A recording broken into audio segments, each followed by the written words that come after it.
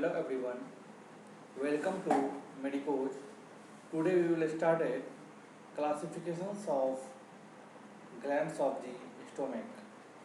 तो आज हम देखेंगे ग्लैंड्स जो होते हैं स्टोमक के उसके क्लासिफिकेशंस के बारे में।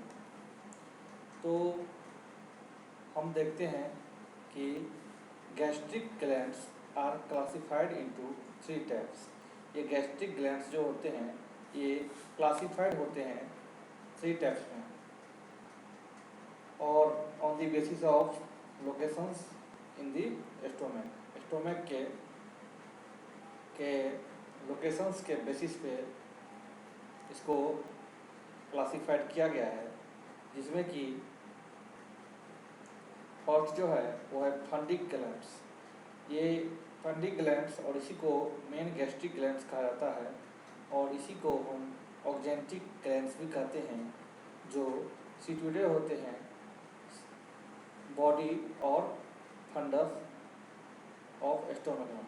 ये सिचुएटेड होते हैं बॉडी और स्टोमक के फंडस में। स्टोमक के फंडस और बॉडी के पार्ट में क्या होते हैं, तो सिचुएटेड होते हैं ये फंडिक पार्ट्स। इसके बाद देखते हैं कि ये फंडिक ग्लैंड्स जो होते हैं तो ये जो है टिपिकली गैस्ट्रिक ग्लैंड्स होते हैं, जो क्या करते हैं, ये लॉन्ग और ट्यूबुलर ग्लैंड्स होते हैं। और ये जो एवरी ग्लैंड्स जो हैं इसके क्या होते हैं, तो 3 पार्ट्स होते हैं, जैसे कि भिज, बॉडी, नेक और इस्थमस। ये फंडिस ग्लैंड्स के पार्ट्स हैं। और कुछ अब हम देखेंगे कि इसमें फंडिक ग्लैंड्स के जो सेल्स हैं उसमें है ये चीफ सेल्स और इसी को हम पेप्सिनोजेन सेल भी कहते हैं। इसके बाद सेकेंड पैराइटल सेल्स और इसी को हम ऑक्जेंटिक सेल्स भी कहते हैं। Third mucus neck sales. 4 एंटेरोक्रोमेफिन, जिसको हम शॉर्ट में ईसी सेल्स और इसको हम कुल्चित्स्की सेल्स भी कहते हैं। इसके बाद एंटेरोक्रोमेफिन लाइक ईसीएल सेल्स होते हैं। इसके बाद ये जो हैं सो हमने फंडिक ग्लैंड्स के सेल्स के बारे में देखा। अब देखते हैं कि parietal cells are different from other cells. ये जो पैराइटल सेल्स होते हैं ये अदर सेल्स से क्या होते हैं, तो डिफरेंट होते हैं, क्योंकि ये जो होते हैं सो कैनालिकुली में प्रेजेंस होते हैं। तो इसके आधार पर ये हमने देखा। अब देखते हैं सेकेंड्स पाइलोरिक ग्लैंड्स के बारे में। तो ये पाइलोरिक ग्लैंड्स आर शॉर्ट। ये ग्लैंड्स क्या होते हैं, शॉर्ट होते हैं और टॉर्टस इन नेचर में क्या होते हैं, तो टॉर्टस होते हैं। और ये ग्लैंड जो होते हैं सो फॉर्म होते हैं जी सेल से, म्यूकस सेल से, ईसी सेल से और ईसीएल सेल से फॉर्म होते हैं। तो ये हमने देखा पाइलोरिक ग्लैंड्स के बारे में। Then we will move third cardiac glands. ये cardiac glands are also short. ये भी क्या होते हैं, तो शॉर्ट होते हैं और टॉर्टस इन स्ट्रक्चर में क्या होता है, तो टॉर्टस होते हैं विद मेनी म्यूकस सेल्स। और इसमें क्या होते हैं कि बहुत सारे क्या होते हैं, mucus cells, EC cells, ECL cells और चिप सेल्स इसमें भी क्या होते हैं, कार्डियक ग्लैंड्स में प्रेजेंट होते हैं। तो ये डायग्राम्स हैं जिसमें देखिए ये जो है दिस पार्ट इज गैस्ट्रिक पिट। ये क्या है, तो गैस्ट्रिक पिट्स है। और ये जो हैं ये म्यूकस के नेक सेल्स हैं और ये चिप सेल्स हैं और ये पैराइटल सेल्स हैं। और जो हैं ये ल्यूमन है ग्लैंड्स के। तो इस डायग्राम में ये सारे कुछ gastric pit, mucus neck cells, chief cells, parietal cells, lumen of the glands. अब देखते हैं कि गैस्ट्रिक ग्लैंड्स के जो फंक्शंस हैं उसके बारे में। तो functions of the gastric glands is to secrete gastric juice. Mainly जो इसका फंक्शंस है वो गैस्ट्रिक जूस को सेक्रेशन करना। Secretory activities of different cells of gastric glands and endocrine cells are listed.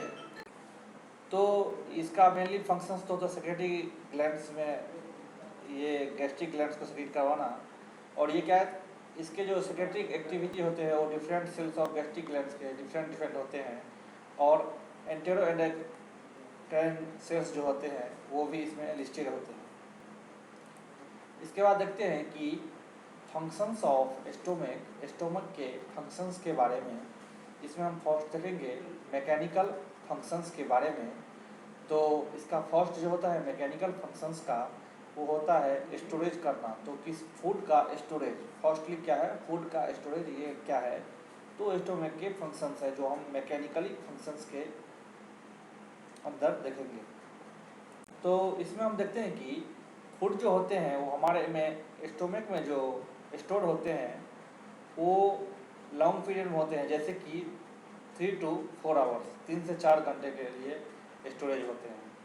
इसके बाद देखते हैं कि कैम्प का जो फॉर्मेशन होता है वो देखते हैं peristaltic movements of stomach mix the bolus. ये जो होते हैं पेरिस्टाल्टिक मूवमेंट के द्वारा क्या होते हैं कि स्टोमक में क्या करते हैं, बोलस को मिक्स करते हैं विथ गैस्ट्रिक जूस से, और उसको क्या करते हैं तो कन्वर्ट कर देते हैं सेमी सॉलिड मटेरियल को, जिसको हम बोलते हैं कैम। इसमें क्या है कि पेरिस्टाल्टिक मूवमेंट के दौरान क्या होता है कि वो स्टोमक मिक्स करता है बोलस को किसके साथ, तो गैस्ट्रिक जूस के साथ, और कन्वर्ट कर देता है सेमी सॉलिड मटेरियल में, जिसको हम क्या बोलते हैं कैम के नाम से जानते हैं। इसका मैकेनिकल फंक्शंस के जो सेकेंड्स हैं, ये फॉर्मेशन ऑफ कैम्स के बारे में हमने देखा।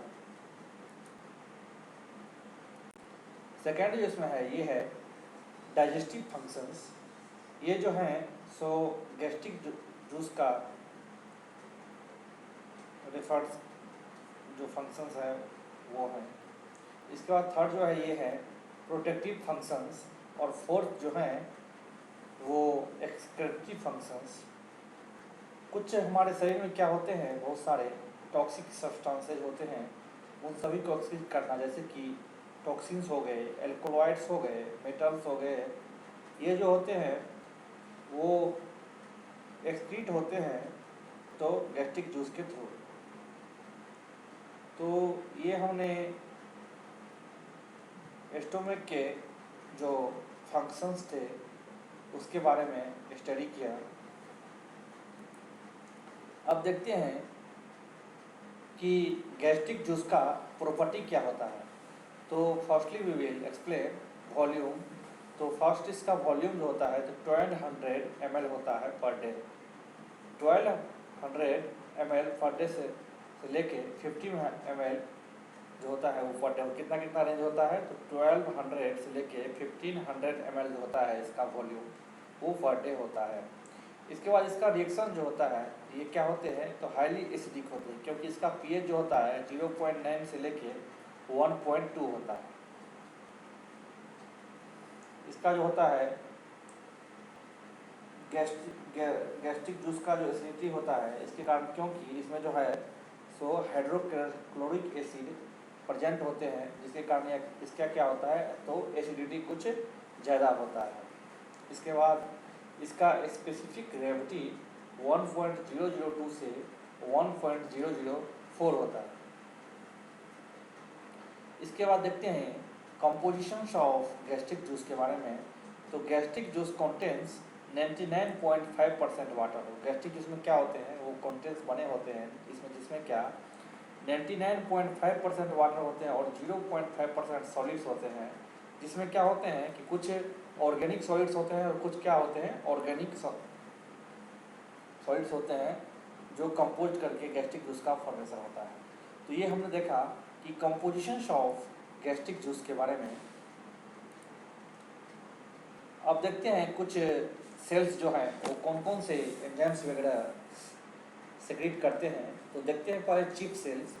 ये चीफ सेल्स जो हैं वो पेप्सिनोजेन, रेनिन, लाइपेज, जेलाटिनेज, यूरेज, इन सभी एंजाइम्स का क्या करते हैं सेक्रेशन करते हैं। इसके बाद देखते हैं पेरेटल सेल्स के बारे में। ये जो है सो hydrochloric acid intrinsic factors of कैस्टल्स।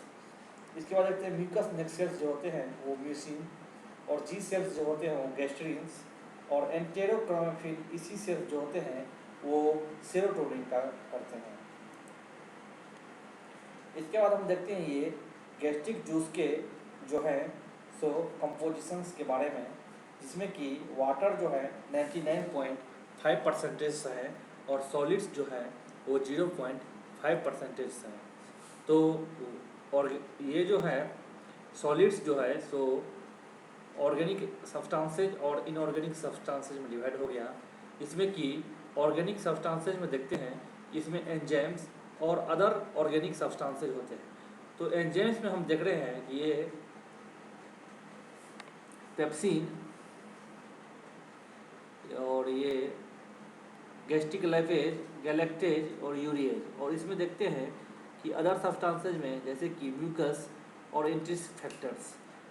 और ये जो इनऑर्गेनिक सब्सटेंसेज हैं जिसमें कि हाइड्रोक्लोरिक एसिड है, सोडियम है, कैल्शियम है, पोटेशियम है, बाइकार्बोनेट है, कार्बोक्लोराइड है, फॉस्फेट है, सल्फेट है। तो ये सारे हमने गैस्ट्रिक जूस के कंपोजिशंस के बारे में देखा। जो अब आगे बढ़ते हैं,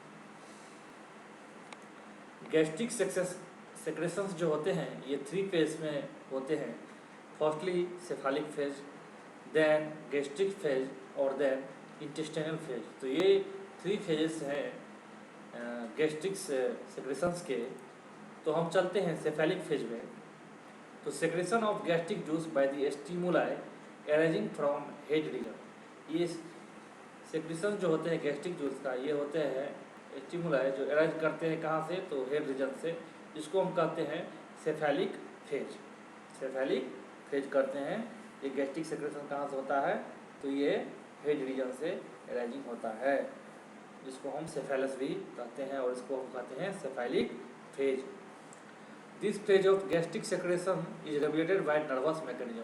ये जो सेफेलिक फेज हैं इसमें जो गैस्ट्रिक का सेक्रेशन होता है उसको रेगुलेशन किया जाता है तो नर्वस मैकेनिज्म के थ्रू। इसके बाद देखते हैं कि ड्यूरिंग दिस फेज, इस फेज के दौरान gastric secretions occurs even without the presence of food in the stomach. इसमें ऐसे फेज में क्या है कि गैस्ट्रिक्स का सेक्रेशन जो होता है वो स्टोमक में फूड नहीं भी रहता है तो भी क्या होता है कि गैस्ट्रिक का सेक्रेशंस होता है। तो ये सेफेलिक फेज में देखे हमने। Then we will move gastric phase. तो सेक्रेशंस ऑफ गैस्ट्रिक जूस के सेक्रेशन में होता ये है कि when food enters the stomach is called gastric phase. जब क्या होता है कि फूड जो रहता है वो गैस्ट्रिक फेज में एंटर करता है, स्टोमक में एंटर करता है, तो उसको हम बोलते हैं गैस्ट्रिक फेज। और ये फेज जो होते हैं इसमें रेगुलेटर होते हैं दोनों, नर्वस और हार्मोनल कंट्रोल दोनों होता है। तो gastric juice secreted during this phase is rich in pepsinogen. इसमें जो गैस्ट्रिक जो सेक्रेट होता है इसके दौरान क्या होता है कि इसमें पेप्सिनोजन और हाइड्रोक्लोरिक एसिड क्या होता है कि ज़्यादा मात्रा में, रिच मात्रा में होती है। ठीक है, तो ये हमने देखा गैस्ट्रिक फेज के बारे में। अब देखते हैं इंटेस्टाइनल फेज के बारे में। Intestinal phase is the secretions of gastric juice. Intestinal phase क्या होता है कि सेक्रेशन होता है गैस्ट्रिक जूस का।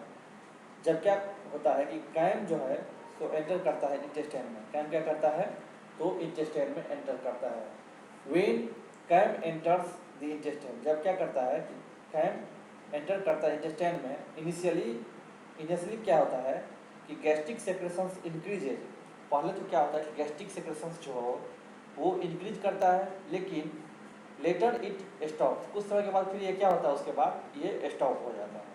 तो intestinal phase of gastric secretions is regulated by nervous और हार्मोनल कंट्रोल। इसमें जो होता है इंटेस्टाइनल फेज में क्या होता है कि गैस्ट्रिक सेक्रेशंस का जो रेगुलेशन होता है वो नर्वस और हार्मोनल कंट्रोल के द्वारा होता है। तो ये हमने जो इसके फेज से तीनों वो हमने देखा। अब देखते हैं कि कुछ स्टोमक्स के रिलेटेड जो है तो कुछ डिजीज के बारे में देखते हैं। तो मेनली जो है 90 या 95% के अब हमको लगता है कि गैस्ट्राइटिस की प्रॉब्लम लोगों में बहुत ही ज़्यादा होती है। तो फर्स्ट ऑफ ऑल हम देखते हैं कि गैस्ट्राइटिस के बारे में। तो inflammation of gastric mucosa is called gastritis. मतलब क्या होता है कि गैस्ट्रिक म्यूकोसा के वाल में क्या हो जाता है, तो इन्फ्लामेशन हो जाता है, जिसको इन्फेक्शन या इन्फ्लामेशन हो जाता है, जिसको हम क्या बोलते हैं, तो गैस्ट्राइटिस बोलते हैं। ये जो होता है एक्यूट और क्रोनिक, ये कुछ समय या बहुत समय से हो सकता है। तो पहले देखते हैं कि acute gastritis is characterized by inflammation of superficial layer of membrane. इसमें क्या होता है कि एक्यूट गैस्ट्राइटिस जो होता है वो जो होता है उसमें जो सुपरफिशियल लेयर होते हैं म्यूकस मेम्ब्रेन के, उसमें इन्फ्लामेशन होता है एंड इन्फ्लेमेशन विथ ल्यूकोसाइट। और इसमें क्या होता है कि इन्फिल्ट्रेशन होता है किसका, तो ल्यूकोसाइट का। इसमें जो है तो मोस्टली न्यूट्रोफिल्स होते हैं। क्रोनिक गैस्ट्राइटिस, इसके बाद देखते हैं क्रोनिक गैस्ट्राइटिस के बारे में, जिसमें कि इन्फ्लामेशन होता है even the deeper layer of infiltration. इसमें क्या होता है कि डीप लेयर में होता है और इन्फ्लेमेशन होता है मोर लिम्फोसाइट्स में, जिसके कारण क्या होता है, इसके कारण रिजल्ट होती है कि atrophy of the gastritis mucosa. Atrophy मतलब क्या होता है कि सेल्स का ज़्यादा बढ़ जाना। तो इस गैस्ट्रिक म्यूकोसा में क्या होता है कि सेल्स का ज़्यादा बढ़ जाता है। और क्या होता है कि लॉस ऑफ चिप सेल्स, और चिप सेल्स का क्या होता है कि डिक्रीज हो जाता है, लॉस हो जाता है। And parietal cells of glands, और किसका, तो पैरेटल सेल्स जो होते हैं ग्लैंड्स का, उसका भी क्या होता है, लॉस हो जाता है। जिसके कारण क्या होता है कि गैस्ट्रिक जूस का जो सेक्रेशन है वो क्या होता है, कम हो जाता है। तो ये हमने देखा गैस्ट्राइटिस के बारे में, जो गैस बन जाती है सही स्टोमक में, उसके बारे में हमने गैस्ट्राइटिस के बारे में देखा। अब देखते हैं गैस्ट्रिक एट्रोफी के बारे में। तो gastric atrophy is the conditions in which the muscles of the stomach shrink. इसमें क्या होता है कि गैस्ट्रिक एट्रोफी में एक ऐसा कंडीशंस है जिसमें कि स्टोमक का जो मसल्स है वो क्या होते हैं, श्रिंक हो जाता है, सुकर जाता है एंड बिकम्स वीक। और क्या होता है उसके बाद क्या होता है, तो वीक हो जाता है। जिसके कारण क्या होते हैं कि गैस्ट्रिक ग्लैंड्स जो होते हैं वो भी क्या होते हैं, श्रिंक हो जाते हैं, मतलब क्या, सिकुड़ जाते हैं। रिजल्टिंग, उसके रिजल्ट के दौरान क्या होता है कि गैस्ट्रिक जूस का क्या होता है, तो हमारे स्टोमक में क्या होता है, तो कमी हो जाती है। तो ये होते हैं गैस्ट्रिक एट्रोफी। अब हम देखते हैं कि पेप्टिक अल्सर्स के बारे में। अल्सर्स मीन्स क्या होता है कि erosion of the surface of any organ due to shedding और swelling of inflamed necrotic tissue. इसमें अल्सर मतलब क्या होता है, एक तरह से हो जाना कि लेयर्स वगैरह जो है उसमें घाव टाइप का हो जाना, लेयर्स में उसमें उसके सरफेस में क्या हो जाना, तो इन्फ्लामेशन हो जाना, जो नेक्रोटिक टिश्यू होते हैं उसमें। तो peptic ulcers means an ulcer in the wall of stomach. Stomach के वाल होते हैं उसमें क्या होते हैं, अल्सर हो जाते हैं और ड्यूडेनम में, called by digestive actions of gastric juice. इसके कारण क्या होता है कि गैस्ट्रिक गैस का जूस जो होता है उसके कारण डाइजेस्टिव एक्शन होता है। अगर peptic ulcer is found in stomach, अगर क्या होता है कि पेप्टिक अल्सर जो है तो स्टोमक में पाया जाएगा, तो इसको हम क्या बोल देंगे, तो गैस्ट्रिक अल्सर कहेंगे। और ये ड्यूडेनम में जो पाया जाएगा तो उसको हम ड्यूडेनल अल्सर बोलेंगे। स्टोमक में पाया गया तो उसको हम पेप्टिक अल्सर कहेंगे, अगर वो ड्यूडेनम में पाया गया तो उसको हम ड्यूडेनल अल्सर कहेंगे। तो ये हमने पेप्टिक अल्सर्स के बारे में देखा। तो ये सारे जो डिजीज हैं स्टोमक्स में उसको हमने देखा। अब देखते हैं जोलिंजर इलिंसन सिंड्रोम। जोलिंजर इलिंसन सिंड्रोम, ये जो सिंड्रोम है इसमें क्या होता है कि एक्सेस मतलब बहुत ज़्यादा में क्या होता है कि HCl हाइड्रोक्लोरिक एसिड की क्या होती है, सेक्रेशन हो जाती है। तो ये होते हैं जोलिंजर इलिंसन सिंड्रोम। तो ये हमने जितने भी स्टोमक के डिजीज थे उसमें से समथिंग कुछ देख लिए हैं।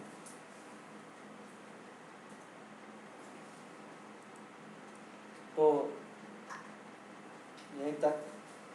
Thank you, thanks for watching, have a nice day, thank you.